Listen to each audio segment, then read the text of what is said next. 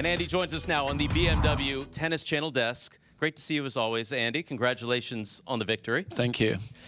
So we didn't find out until like 11 o'clock last night that Pablo Carreño Busta had pulled out. I don't know if you were sleeping or not, but when did you find out?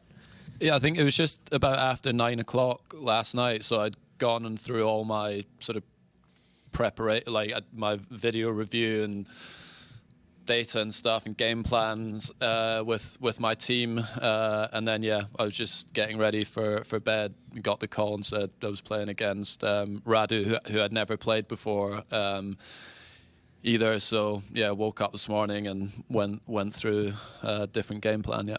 You look tremendously solid out there, but I got to talk to you a little bit about Australia, because it was just electric watching you come through over there. I mean, we were all just completely cheering for you. Get him, King! Get him, King! So, getting the chills as you did in Australia. Is it the same as before? Is it even more? Do you appreciate it more now? What's it like?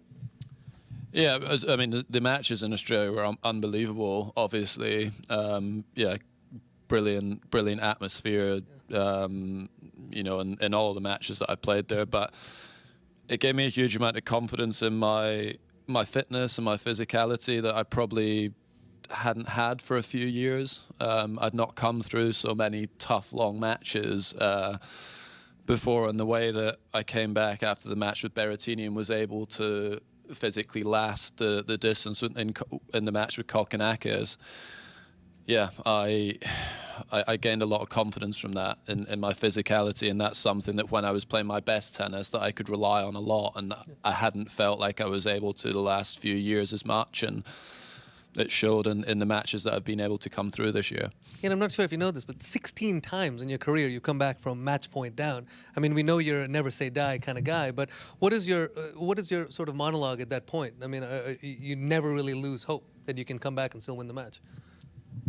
I mean, everyone can usually hear what I'm saying on the court. It's not so much. Andy, some of that stuff we can't say on TV, but we do hear a lot. Yeah, of it. It's not so much an inner monologue because I'm voicing it to my team and whatever. But look, I think it depends a little bit on the situation. If you're 5-love and 40-love down, you're probably feeling like this one's done. But if it's, the match against Berrettini was like. And the match point, I think, was like 5-4 in the 5th set. There was only one match point. It was on my serve, so felt like I had a chance to get back into that one. And then once you do it once, it becomes a bit of a habit. And I've felt like in the matches when I have been match points down since then, like, I can turn this around. And the players probably feel that a little bit as well, the opponents. So it's been good. 3 times this year has come back from match point down. We're here with Andy Murray after a nice straight set win today over Radu Albot. You put out a tweet in February when the Scottish First Minister was resigning, and you say, interesting vacancy. I've always potentially been interested in politics. I'm curious, what kind of policies would you implement if you took over a role like that? That was a joke. I am interested in politics. I do follow it a little bit, but not something that, I wouldn't be getting into that when I finish my playing career. Yeah. Well, something that you're still doing exceptionally well at is this beautiful sport of tennis. After Australia followed up with a nice finals in the Middle East, have you set any parameters, any goals that you're specifically targeting? Yeah, I mean, there's certain stuff that I still want to do. Like I still believe I can have deep runs in the biggest events and in the majors. I want to try and reach 800 match wins. I want to try and reach 50 tournament wins. I have goals like that, but the biggest challenge for me and what I want to make sure, and I think I've done a really good job of that this year, is to give my best effort every single day and every single match, because I think I've done a decent job of that during my career, but as you're getting towards the end, like, you don't know how many opportunities and chances you're going to get to play in Australia or here or, Wimbledon or whatever. And, I just want to make sure that I finish like with, these last few years with no regrets and, give my best every single day. And I've done that really well this year, whether it's been on the practice court, in the gym or on the match court. So that's that's my biggest goal. And if I can do that, I'll get wins and I'll finish my career in a good place. One thing we've always known you for is the extreme work that you put in, both on and off the court. You came in here and you were a little cold. We apologize that we kept Very this place cold, yeah. pretty cold with the AC. You just stepped out of the ice bath. Yeah. But at this stage in your career, after the surgeries you've had as well, how has the recovery process changed to allow you to compete the way you're doing right now? Yeah, so I always did quite a lot of recovery stuff after matches. I was always quite good with that. The way that I train has changed quite a lot. I'm spending less time on the practice court and, less time in the gym. I was probably taking an extra day off each week when I'm training as well.